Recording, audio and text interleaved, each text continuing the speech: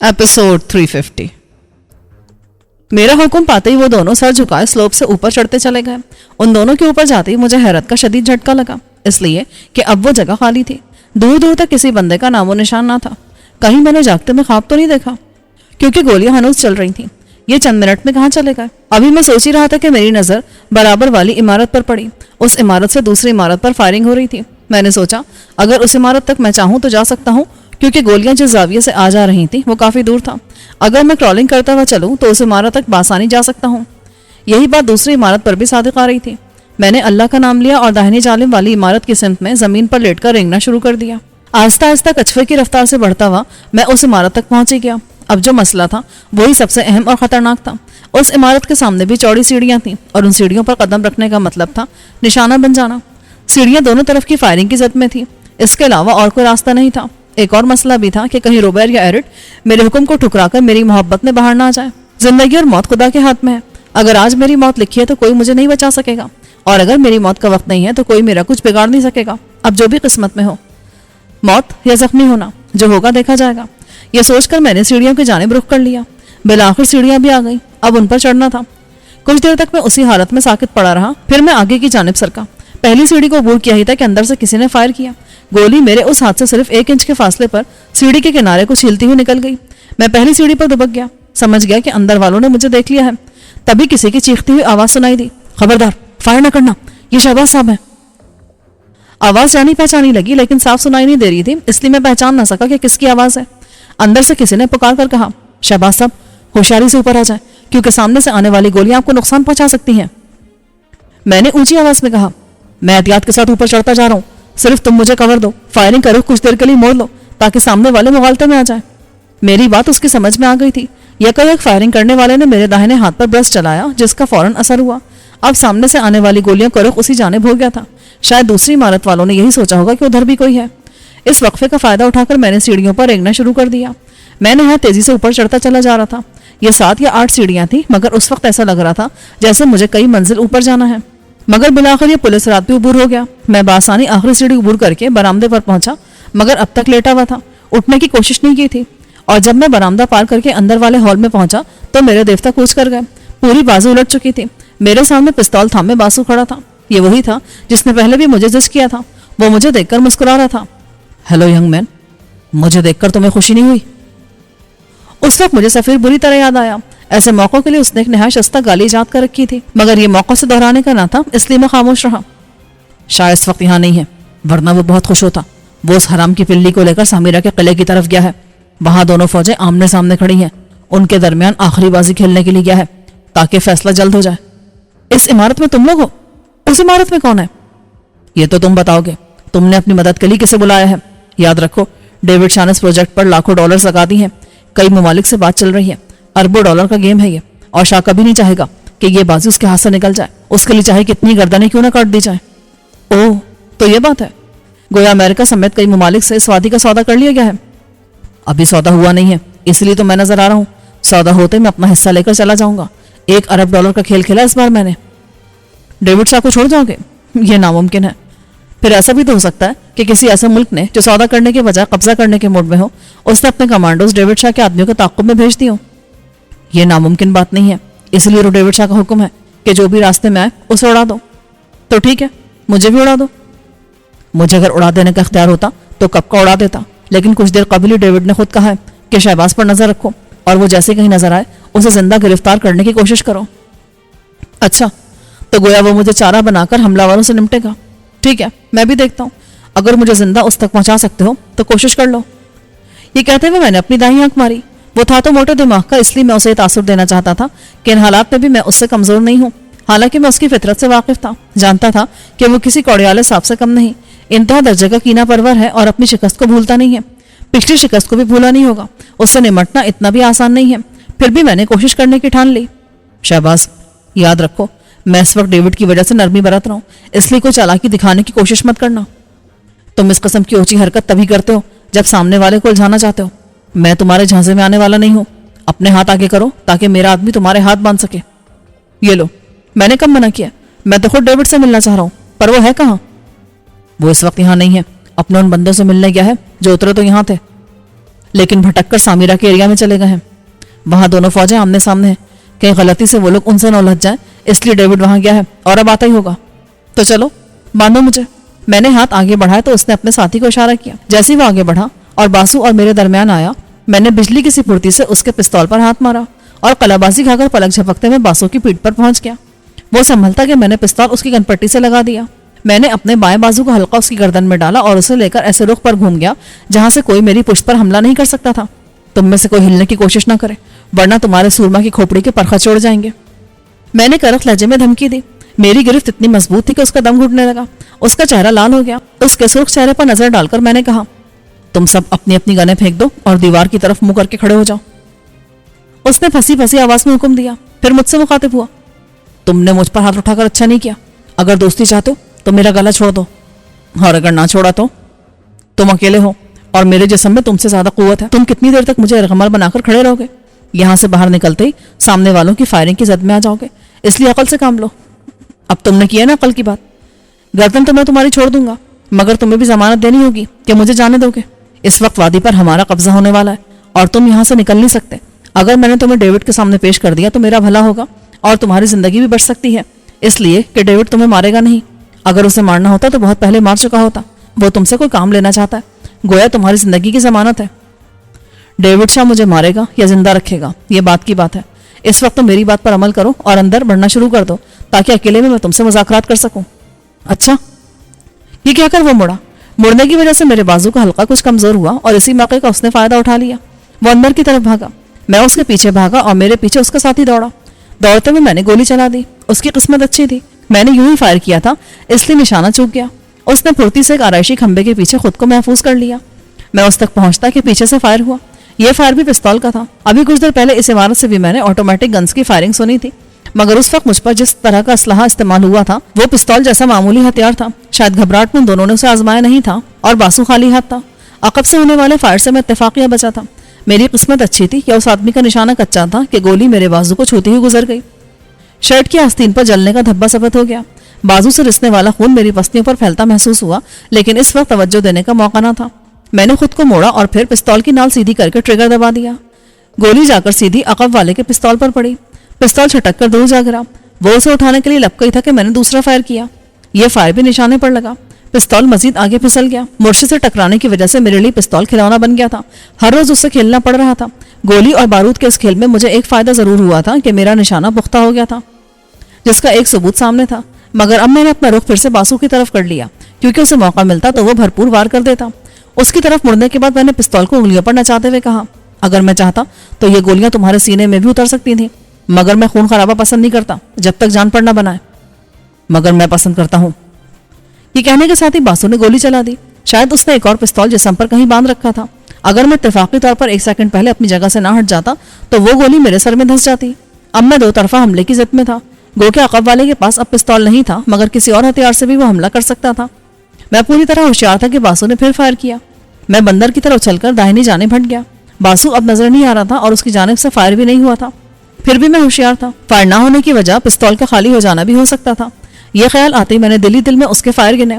उसने कुल 5 फायर किए थे। आखिरी गोली अब भी पिस्तौल में होगी।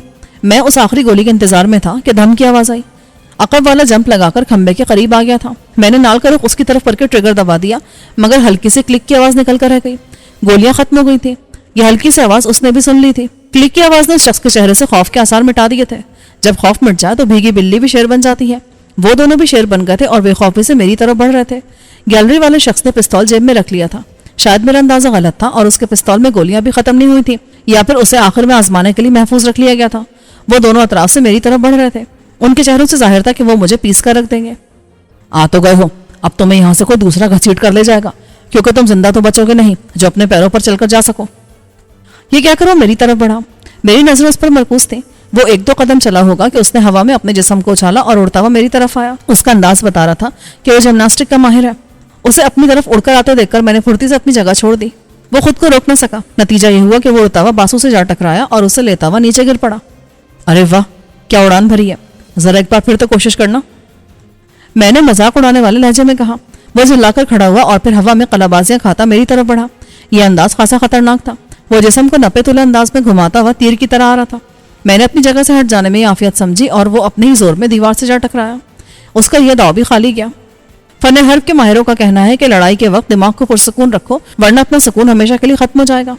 میں نے اسی بات پر عمل کرتے ہوئے اسے اشتعال دلانے کی کوشش کی۔ بیٹے کسی اچھے ٹیچر سے ٹریننگ لیتے نا، ابھی بھی موقع ہے، میرے شاگرد بن جاؤ۔ تبھی میری کمر پر لات پڑی اور عقب سے باسو کی آواز آئی۔ اور یہ لات کیسی استاد محترم؟ لات پڑتے ہوئے کافی دور تک پھسلتا چلا گیا کیونکہ لات کسی ایرے غیرے کی نہیں باسو کی تھی۔ میری جگہ کوئی اور ہوتا تو وہ لات کی ضرب کھا کر کھلے دروازے سے باہر جا گرتا اور کئی حصوں میں تقسیم ہو چکا ہوتا، مگر میں نے فوراً ہی مدافعتی قوت کو آزماتے ہوئے خود کو پھسلنے سے روکنے کی پوری کوشش کی، پھر بھی کئی فٹ تک پھسلتا چلا گیا۔ پھر میں پھرتی سے اٹھا اور کسی زخمی ناک کی طرح پلٹا، دائنے ہاتھ کا مکہ ٹھگنے کے سینے پر اور گھٹنا اس کی داہنی ران پر مارا۔ وہ کراہتا ہوا الٹ گیا۔ میں نے اس پر سے توجہ ہٹا کر باسو کی طرف رخ کر لیا، مگر عقب میں ہٹ محسوس ہوئی تو دوبارہ ٹھگنے کی طرف گھوم گیا۔ اگر ذرا سی بھی دیر ہو جاتی تو میں چاروں خانے چت گر جاتا۔ ٹھگنا ہوا میں اپنے جسم کو گردش دیتے ہوئے میری طرف آیا تھا۔ میں برقی صورت سے داہنی جانب ہٹ گیا تھا، پھر وہ اپنے ساتھی پر ہی جا پڑا۔ اب انہیں موقع دینا خطرے کو بلانا تھا۔ میں نے ان پر چھلانگ لگائی۔ وہ دونوں بھی کم پھرتی لینا تھے، دونوں ہی بیک وقت مخالف سمت میں سرک گئے تھے۔ میں فرش پر اوندھے منہ گرا، لیکن ابھی میں اٹھنے کی کوشش کر ہی رہا تھا کہ ٹھگنے نے میری کمر پر لات جما دی۔ کمبخت کی لات اتنی زبردست تھی کہ میں کرہا کر رہ گیا۔ اس نے پھر وار کرنا چاہا کہ میں نے خود کو بچانے کے لیے داہنی طرف سرکنے کی کوشش کی، مگر میری کوشش ناکام ہوئی۔ باسو نے فوراً ہی آگے بڑھ کر کک ماری۔ میں پھر ٹھگنے کے قدموں میں آ گیا۔ اس نے لات مارنے کے لیے پیر اٹھایا تھا کہ میں نے اس کا پیر پکڑ لیا اور زوردار جھٹکا دیا تو وہ اوندھے منہ گرا۔ میں پھرتی سے کھڑا ہو گیا۔ اب بازی میرے ہاتھ میں تھی۔ میں نے مشینی انداز میں باری باری دونوں کی دھنائی شروع کر دی۔ دیکھتے ہی دیکھتے دونوں لہو لہان ہو گئے۔ میں آخری راؤنڈ کرنے والا تھا۔ میرے آخری راؤنڈ کھڑی ہتھیلی کا گدی پر وار تھا۔ اس کے بعد دونوں ہی دنیا و مافیا سے بے خبر ہو جاتے۔ میں نے ٹھگنے کو کالر سے پکڑ کر اٹھایا ہی تھا کہ ایک دھماکہ سا ہوا اور سنسناتی ہوئی گولی میرے سر کے قریب سے گزر گئی۔ میں نے پلٹ کر دیکھا، میرے پیچھے ایک نیا بندہ ہاتھ میں ریوالور پکڑے کھڑا تھا۔ بس بہت ہو گیا، اب ہاتھ اٹھا کر کھڑے ہو جاؤ۔ جیتی ہوئی بازی پلٹ گئی تھی۔ میں نے پوری قوت سے ٹھگنے کو فرش پر پٹخا۔ اس کا چہرہ زمین سے ٹکرایا اور وہ چیخ اٹھا۔ اس کی ناک کا بھرتا بن گیا تھا، چہرہ خون سے بھر گیا تھا، منہ سے بھی خون بہنے لگا تھا۔ خبردار، اب حرکت کی تو گولی سینے کے پار ہوگی، وہ چیخ کر بولا۔ میرے پاس اس کے سوا کوئی راستہ نہ تھا کہ میں ہاتھ اٹھا کر کھڑا ہو جاؤں۔ میں نے یہی کیا۔ مجھے ہاتھ کھڑا کرتے دیکھ کر باسو آگے آیا اور پوری قوت سے میرے سینے پر اپنے سر سے ٹکر ماری۔ میں نے سنبھلنے کی کوشش بہت کی مگر سنبھل نہ سکا اور الٹ گیا۔ میرا سر فرش سے ٹکرایا، آنکھوں کے سامنے پل بھر کے لیے اندھیری کی چادر تن گئی۔ میں دونوں ہاتھوں کو ٹیک کر پھر کھڑا ہونے لگا، تبھی باسو نے لات ماری۔ میں دوبارہ گرا۔ میرے نچلے ہونٹ میں جلن ہو رہی تھی، شاید وہ پھٹ گیا تھا۔ میں نے الٹے ہاتھ کی پشت سے ہونٹ پوچھا اور جھٹکے سے کھڑا ہو گیا۔ ٹھگنا دوڑتا ہوا میری طرف لپکا۔ ایک بار میں نے موقع گوا دیا تھا، اس بار میں نے سنہری موقع سے فائدہ اٹھانے کی ٹھانی۔ جیسے ہی باسو میرے اور ٹھگنے کے درمیان آیا، میں باسو سے لپٹ گیا اور اس کی آڑ لے کر کہا، اپنا پستول پھینک دو ورنہ اس کی ہڈی ٹوٹ جائے گی۔ باسو نہ میرا بھائی ہے نہ پھپھا، میں اس پر گولی بھی چلا سکتا ہوں، نئے بندے نے چیخ کر کہا، اور واقعی اس نے گولی چلا دی۔ ابھی باسو کی موت کا وقت نہیں آیا تھا، نشانہ چوک گیا۔ اتنی دیر میں باسو کو دھکیلتے ہوئے میں اس کے قریب لے آیا تھا۔ اب ہمارے اور اس کے درمیان صرف 6 فٹ کی دوری رہ گئی تھی۔ اس بار اگر وہ گولی چلاتا تو باسو کا جسم سوراخدار ہو جاتا۔ اگر پستول کی مار صحیح تھی تو گولی باسو کے پہاڑ جیسے جسم کو چھیدتی ہوئی مجھ تک پہنچ سکتی تھی۔ باسو میری جکڑ سے نکلنے کے لیے متوارر کوشش کیے جا رہا تھا۔ اس کے جسم میں شیطانی قوت تھی۔ ادھر نیا بندہ بھی سخت ہیجان میں لگ رہا تھا۔ اس کی انگلی ٹریگر پر تھی اور میری نظر اس کی انگلی پر۔ تبھی باہر سے ایک سنسناتا ہوا تیر آیا اور عقب سے اس کی گردن میں پیوست ہو گیا۔ وہ ایک لمحہ ضائع کیے بغیر گر کر تڑپنے لگا۔ اسے گرتے دیکھ کر میں سمجھ گیا کہ روبیر یا کوئی اور یہاں تک پہنچ گیا ہے۔ میں نے باسو سے کہا، میرے آدمیوں نے اس پوری عمارت کو گھیر لیا ہے، اس لیے میں جو کہہ رہا ہوں اس پر عمل کرو۔ وہ کچھ کہتا اس سے پہلے روبیر تیر کمان سنبھالے اندر آ گئی۔ اسے دیکھ کر میں نے کہا، گرے ہوئے بندے کی تلاشی لو، پستول نکال لو۔ وہ تو جیسے موقع کی منتظر تھی، اس نے کمال پھرتی سے اس کی تلاشی لی اور پھر باسو کی طرف بڑھی تھی کہ میں نے منع کیا، خبردار اس کے قریب بھی نہ آنا۔ وہ تھم گئی۔ میں نے باسو سے کہا، اب تم اندر والے کمرے کی طرف بڑھنا شروع کر دو۔ وہ مڑا جیسے میرے حکم کی تعمیل کر رہا ہوں۔ مڑنے سے میرے بازو کا حلقہ کچھ ڈھیلا پڑا اور اسی موقع کا اس نے بھرپور فائدہ اٹھایا۔ اس نے جھٹکا مارا اور ساتھ ہی ساتھ باہر کی سمت اچھال بھری۔ وہ جمپ لگا کر برآمدے میں پہنچا اور زندگی کی پرواہ کیے بغیر اس نے میدان میں دوڑ لگا دی۔ اسے دوڑتے دیکھ کر دوسری عمارت سے پھر فائرنگ شروع ہو گئی۔ ایسا لگ رہا تھا کہ باسو پاگل ہو گیا ہے۔ اسے فرار ہوتے دیکھ کر ٹھگنا بھی میدان میں دوڑ پڑا۔ یہ اس کی غلطی تھی۔ باسو کے بچ نکلنے کی وجہ سے فائرنگ کرنے والے ہوشیار تھے اور پھر ایسی فائرنگ میں ٹھگنے کو اپنے آپ کو زمین پر گرا لینا چاہیے تھا، مگر وہ دوڑا تھا اور یہی اس کے حق میں برا ہوا۔ تیسرا برسٹ اس کے جسم کو چھلنی کر گیا۔ وہ اوندھے منہ زمین پر گر پڑا اس کی موت پر مجھے خوش ہونا چاہیے تھا، مگر میں رنجیدہ تھا۔ اس نے دانستہ موت کو گلے لگایا تھا۔ شاید وہ سمجھ گیا تھا کہ اب وہ کسی طور بھی زندہ نہیں بچ پائے گا، اس لیے اس نے روبیر کو دیکھ کر یہی سمجھا ہوگا کہ مقامی لوگوں نے عمارت کو گھیر لیا ہے۔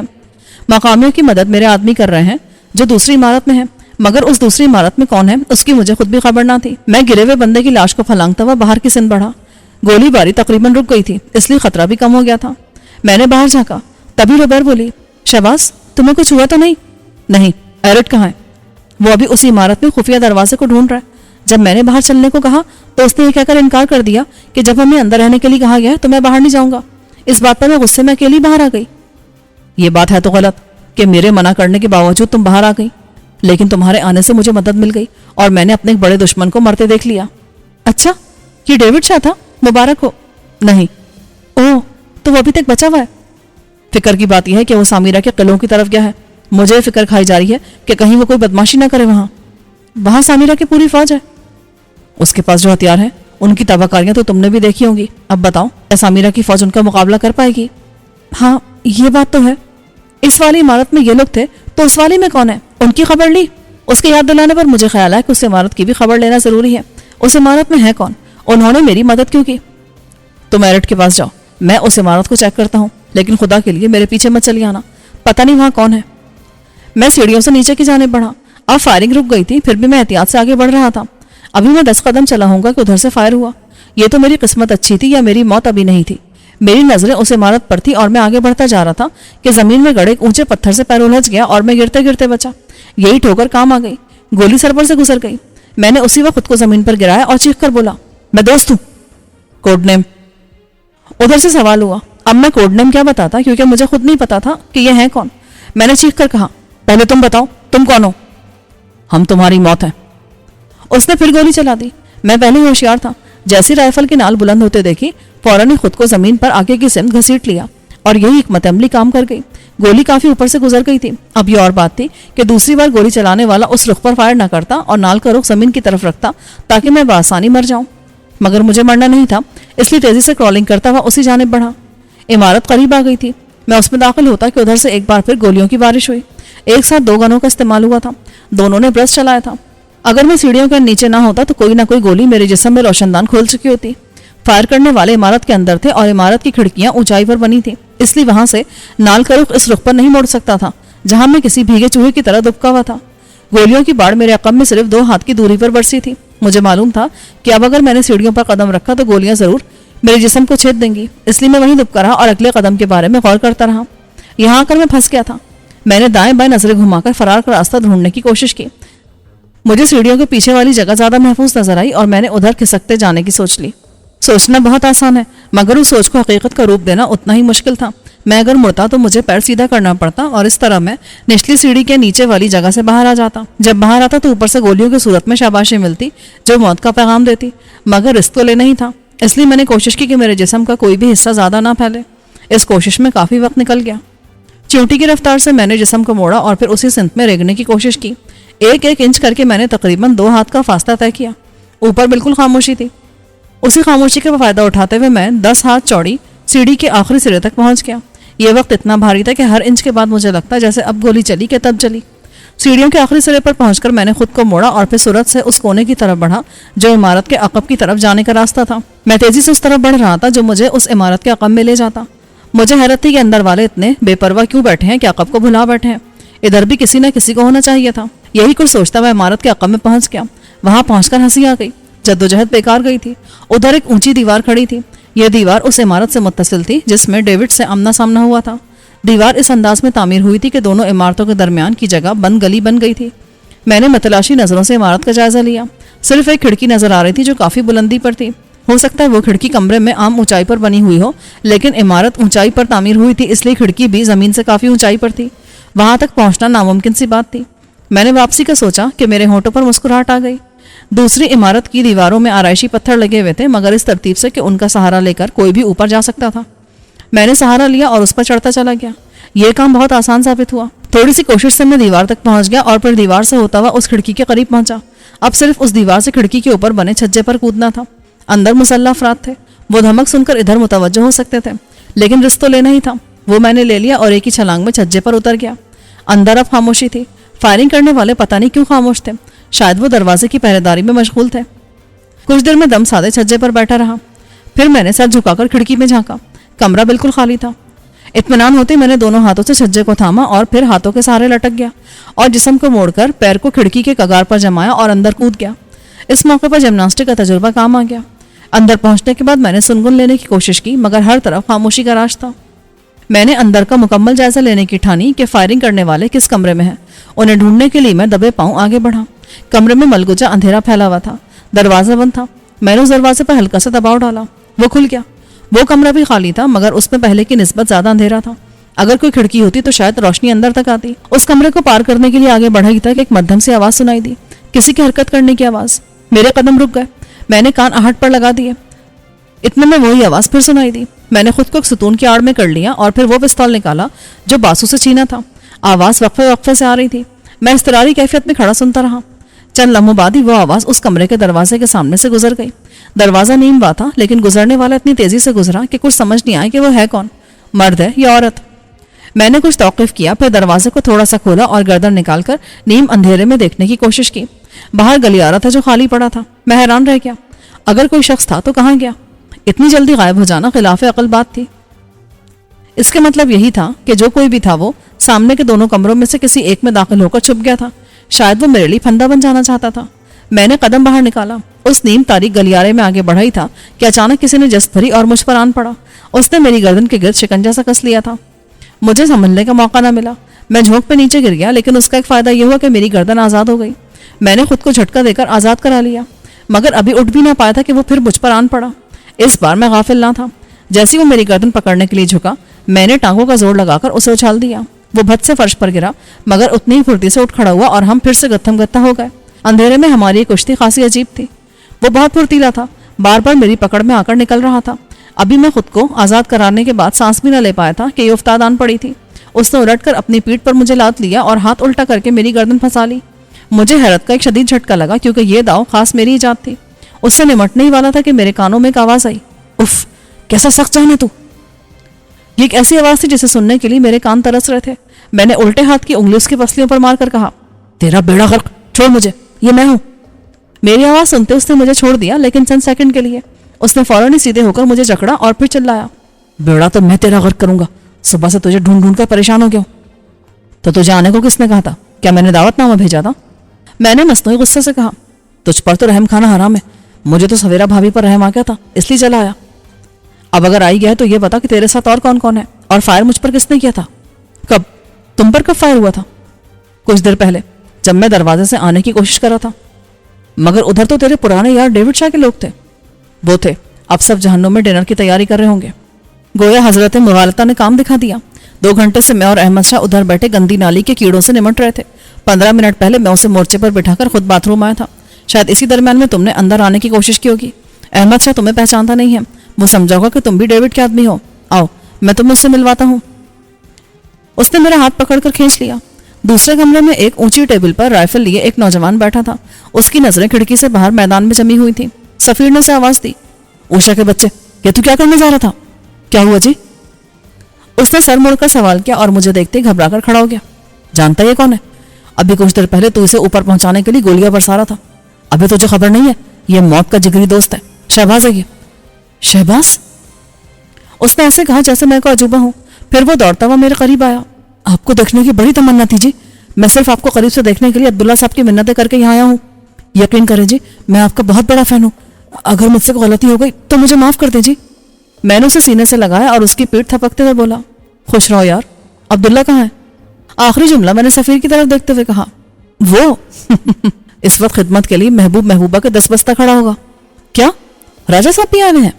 جی ہاں، اور اس وقت راجہ صاحب گانا گا رہے ہوں گے، بچپن کی محبت کو دل سے نہ بھلا دینا، اب یاد آئے میری تو مجھ کو سلا دینا، سر دبا دینا، تھپکی دے کے سلا دینا، وغیرہ وغیرہ۔ اس کا مطلب ہے راجہ صاحب بھی اس وادی میں آ چکے ہیں۔ یہ کیا بات ہوئی؟ وہ بنفس نفیس موجود ہے، بلکہ عشق کے امتحان کا پرچہ حل کر رہے ہیں، سامیرہ کی مہمان نوازی کا مزہ لے رہے ہیں۔ لیکن ان کی طبیعت تو خراب تھی نا؟ یہ بات غلط نہیں ہے، واقعی ان کو کینسر ہے اور شاید آخری سٹیج پر ہے۔ گھر والے نکلنے نہیں دے رہے تھے، لیکن وہ فرار ہو کر پہلے اسلام آباد گئے اور پھر وہاں عبداللہ کو بلا کر سب کو جمع کر لیا۔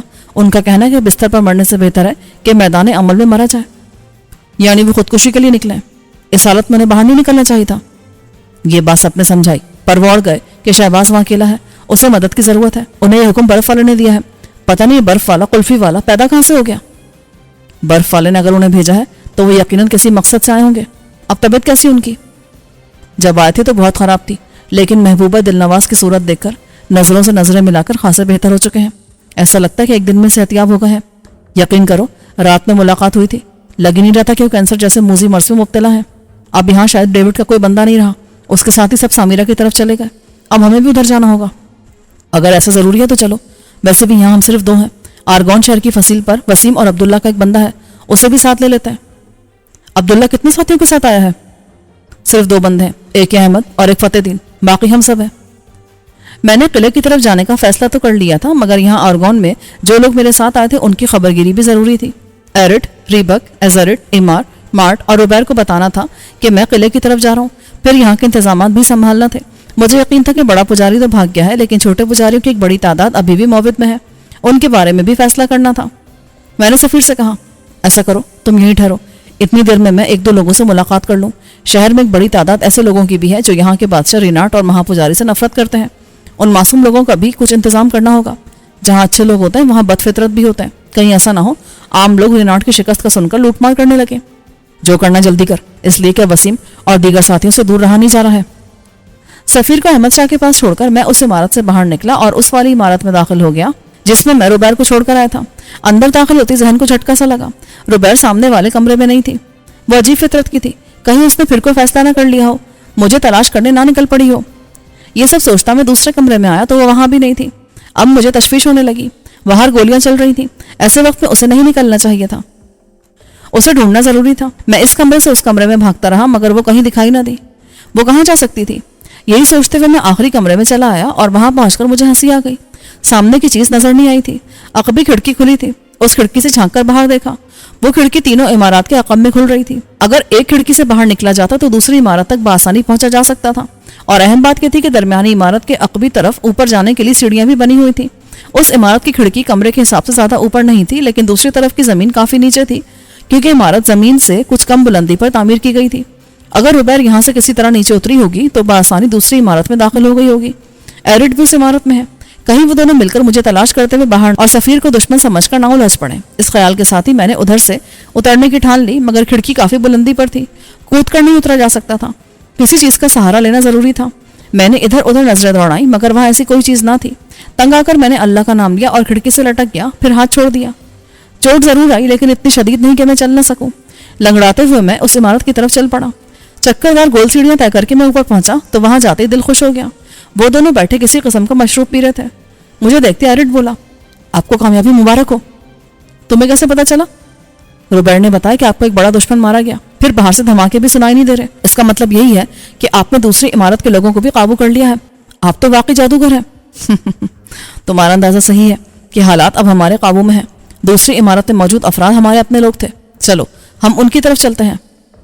پہلے آپ یہ تو پی لیں، یہ نہایت مقبول مشروب ہے اور اسے صرف امیر کبیر لوگ ہی پی سکتے ہیں، بہت قیمتی ہوتا ہے، لیکن یہاں اس کے بے شمار مرتبان رکھے ہیں۔ یہ کہتے ہوئے روبیر نے میری طرف ایک پیالہ بڑھایا۔ کیا ہے یہ؟ میں نے مشروب کے پیالے کو سونگتے ہوئے کہا یہ خاص پھل کا رس ہوتا ہے جسے دودھ میں ابالا جاتا ہے۔ میں نے مشروب کا پیالہ منہ سے لگا لیا، نہایت ذائقے دار اور خوشگوار مشروب تھا۔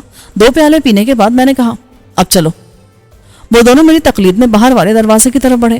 اب مجھے ڈر نہیں تھا کہ باہر کوئی خطرہ ہے، اس لیے میں بلا جھجک باہر نکل آیا، پھر دوسری عمارت میں داخل ہوا۔ سفیر اور احمد شاہ میرے انتظار میں بیٹھے تھے۔ مجھے دیکھتے سفیر بولا بڑی دیر لگا دی، اب جلدی کرو، وسیم کو بھی ساتھ لینا ہے۔ یہاں سے ہم وسیم کی طرف جائیں گے، پھر تم سامیرہ کے قلعے کی طرف چلے جانا۔ مجھے اب ان ساتھیوں کو جمع کرنا ہے جو آرگون میں ادھر ادھر چھپے ہوئے ہیں۔ ان بہادروں نے میرا بھرپور ساتھ دیا ہے، پھر ان سے مزید کام بھی لینا ہے، اس لیے انہیں جمع کرنا ضروری ہے۔ میں نے باہر کی سمت قدم بڑھا دیے۔ آگے آگے میں تھا اور میرے پیچھے سفیر، احمد شاہ، ایرٹ اور روبیر۔ ہم سب اب کارخانے کی طرف بڑھ رہے تھے۔ وہاں جن لوگوں کو چھوڑا تھا انہیں ساتھ لینا ضروری تھا۔ ابھی میں راستے میں تھا کہ کارخانے کی عمارت سے نکل کر کوئی دوڑتا ہوا نظر آیا۔ تھوڑا قریب آیا تو میں نے پہچان لیا کہ وہ مارٹ ہے، شاید اس نے مجھے آتے دیکھ لیا تھا۔ یہ اتنی تیزی سے کیوں دوڑ رہا ہے؟ کہیں کچھ غلط تو نہیں ہو گیا؟ ایرٹ نے خیال ظاہر کیا۔ یہاں حالات پل پل بدل رہے تھے، ڈیوڈ شاہ جہاں ہو وہاں ہر پل ایک نئی کہانی جنم لے ہی لیتی ہے۔ اب میں بھی شکوک میں گھر گیا۔ एरिड की बात गलत नहीं है, अभी भी शहर में रिनाट के जाने साल बड़ी तादाद में मौजूद हैं, वो भी मैदान में आ सकते हैं। रोबेर की बात ने मेरे अंदर हैजान सा पैदा कर दिया। मार्ट अब मैदान को पार कर रहा था। वो कुछ करीब आया तो दिल को तकवीयत से मिली कि उसके चेहरे पर परेशानी के आसार नहीं थे। वो मुतमईन नजर आ रहा था। वो करीब आते बोला, शहबाज आप कहाँ थे? क्यों, कोई खास बात हो गई है क्या? बहुत खास। हमने जिन लोगों को मासूम समझ रखा था वो सब खतरा साबित हुए हैं। हुआ क्या, जल्दी बोलो। उस वक्त सफीर बिल्कुल खामोश था, इसलिए कि उसे मकामी जुबान की समझ नहीं आती थी।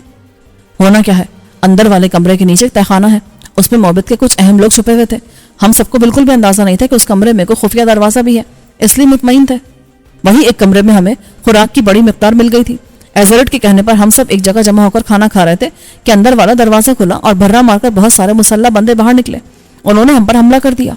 वो तादाद में बहुत ज्यादा थे। हम सब मुकाबला करने लगे। काफी देर तक ये जंग चली और हम कामयाब ठहरे। वो लोग शिकस्त खाकर दोबारा उसी रास्ते से अंदर चले गए, लेकिन हमारा बहुत बड़ा नुकसान कर गए। पहलिया ना बुझाओ, सीधे सीधे बता नुकसान क्या हुआ है। इमार और शार्टअप हम में नहीं रहे। उसने सर झुकाकर जवाब दिया, ये एक बहुत बड़ा नुकसान था। वो दोनों बहादुरी की मिसाल थे, अपने वतन से मोहब्बत करने वाले। अपनी आज़ादी की खातिर उन्होंने खुद को कुर्बान कर दिया।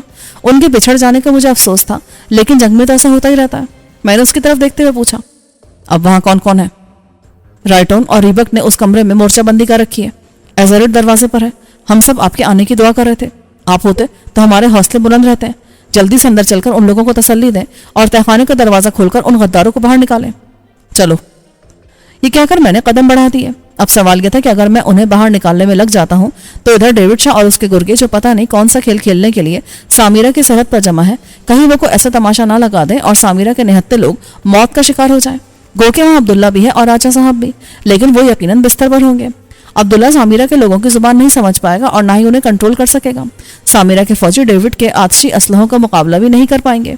अगर मैं तहखाने में छुपे लोगों को नजरअंदाज कर देता हूं तो ये पीछे से हमला करके डेविड को मजबूत बना देंगे। यानी कि दोनों महाज मेरे लिए अहम थे।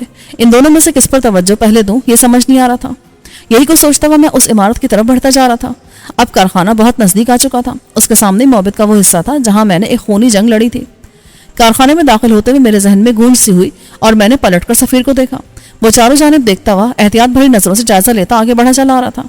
मैंने उसे रुकने का इशारा किया और फिर बोला, तुमने ये इमारत देख ली है? ये हमारा हाइट पैलेस है, या ये समझ लो कि इस वक्त हेडक्वार्टर है। और वो वाली इमारत बहुत अहम है। इस इमारत के नीचे तो तहखाना है, इसमें पता नहीं कितने लोग छुपे हुए हैं। उनमें यहाँ के तकरीबन तमाम अहम शख्सियात शामिल हैं। उनको बाहर लाना भी जरूरी है। जो लोग अंदर बंद हैं उन्हें बाहर कैसे लाओगे? अभी सोचा नहीं है। ऐसा करो, तुम वसीम के पास चले जाओ, उसको बता दो कि मैं खैरियत से हूँ और ये खबर सामिरा के यहाँ भी पहुंचा दो। इनसे निमट कर ही मैं उधर आऊंगा। सफीर ने मुझे ऐसे देखा जैसे मेरे सर पर सींग उगाए हो। फिर वो तंजीह अंदाज में बोला, आपका क्या ख्याल है, मैं जनाब मोहतरम को यहाँ अकेला छोड़कर चला जाऊं? मैं तो तुमको कब्र में भी अकेला उतरने नहीं दूंगा। गोरकन से रिक्वेस्ट करूंगा कि मुझे भी पायती में सुला दे। यार समझने की कोशिश करो, दोनों महाज अहम है। अगर मैं इन लोगों को छोड़ देता हूं तो ये बाद में कोई ना कोई फड्डा खड़ा कर देंगे, क्योंकि उनमें रिनाट और उसकी काबीना के लोग भी हैं जिन्होंने डेविड को पनाह दे रखी है और उधर डेविड खुद है। खतरा दोनों तरफ बराबर है, इसलिए अक्लमंदी का तकाजा है कि हम दोनों जानिब यकसा तवज्जो दें। बस तुम दीगर साथियों को मेरे मिल जाने की खबर कर दो। और हाँ, वसीम से कहना कि वो अपना मोर्चा किसी हाल में न छोड़े, डेविड को वहीं उलझा रखे। मेरी बात माकूल थी, इसलिए सफीर की समझ आ गई। ठीक है, मैं ऐसा करता हूँ, उनको खबर देकर यहीं लौट आऊंगा। ये बात की बात है, फिलहाल मेरी जान छोड़ो और जाकर उन लोगों को खबर करो ताकि वो सब मुतमईन हो जाएं। ठीक है, जा रहा हूँ, पर याद रखना अभी तुम्हारे साथ जो ये मोहतरमा है ना, इनकी तस्वीर मैंने उतार ली है। राजा साहब के पास जो फोन है वो सैटेलाइट कबील का है, उसका एक बूस्टर वो ऊपर लगा कर आए हैं, इसलिए बाहर की दुनिया से हमारा राब्ता कायम है। इस फोन के जरिए तस्वीर सवेरा को व्हाट्सएप कर दूंगा। आपकी इत्तला क्लियर है कि सवेरा के पास 2000 रुपए वाला फोन है, जिस पर व्हाट्सएप तो दूर की बात कैमरे की सहूलत भी नहीं है। हुजूर के लिए इत्तला नर्स है कि सवेरा के पास कोई और भी है जिसको हर रोज मैं व्हाट्सएप करता रहता हूँ। सवेरा तुम्हारी बातों को तो हवा में उड़ाई देगी, लेकिन मैंने सिर्फ जुबानी इत्तला भी दे दी ना, तो कौन सा तूफान आएगा इसका तुम बखूबी अंदाजा कर सकते हो। हाँ, ये बात तो है। पता नहीं कि दूसरों की बेगमात तुम्हारी बातों पर अंधा एतमाद क्यों कर लेती हैं। वापस जाकर मैं इस पर रिसर्च जरूर करूंगा। अच्छा, खुदा हाफिज, मैं वसीम की तरफ जा रहा हूँ। यहाँ के रास्ते और गलियां तुम्हारे इल्म में नहीं है, भटक सकते हो, और यहाँ कदम कदम पर खतरा है। कोई हमारा हामी भी जुबान की वजह से दुश्मन समझकर उलझ न पड़े, इसलिए अपने साथ एरिड को ले जाओ, ये मुतरजम का काम भी करेगा। फिर मैंने एरिड से कहा कि वो सफीर के साथ चला जाए। इसका एक साथी किसी जगह मोर्चा बनाए बैठा है, इसे उसके पास जाना है। चले जनाब। एरिड फौरन राजी हो गया। उसने हाथ बढ़ाकर सफीर की गन लेना चाही थी कि सफीर उछलकर दूर हट गया। उसकी इस हरकत पर मैंने हंसते हुए कहा, अरे भाई मियाँ, یہ تمہارا وزن ڈھونے کی خواہش میں آگے بڑھا ہے، اسے یہ ہتھیار بہت پسند آیا ہے، یہ اس کے کندھے پر ٹانگ دو، اس سے یہ ہوگا کہ اس کا حوصلہ بھی بڑھے گا اور یہ خود کو دوسروں سے برتر بھی سمجھے گا۔ تم اپنی حفاظت کے لیے ریوالور ہاتھ میں لے لو۔ اوہ اچھا۔ سفیر نے اپنی آٹومیٹک گن ایرٹ کے کندھے پر ٹانگ دی۔ اس کا چہرہ کھل اٹھا۔ میں نے کہا، ایرٹ، یہ ہتھیار اب تمہارا ہوا، لیکن ابھی سے چلانا نہیں، میں سکھاؤں گا تب چلانا، ابھی اگر ضرورت پڑی تو ان صاحب کو ہی چلانے دینا۔ جی اچھا، ایرٹ نے کہا، اور وہ دونوں فصیل کی جانب بڑھتے چلے گئے۔ میں نے بلند آواز میں ایرٹ سے کہا کہ وہ شہر سے کچھ لوگوں کو تیار کر کے وسیم کے پاس پہنچا دے تاکہ پہرے داری میں اسے مدد ملے۔ جی بہتر، ایرٹ نے جواب دیا اور اپنی رفتار بڑھا دی۔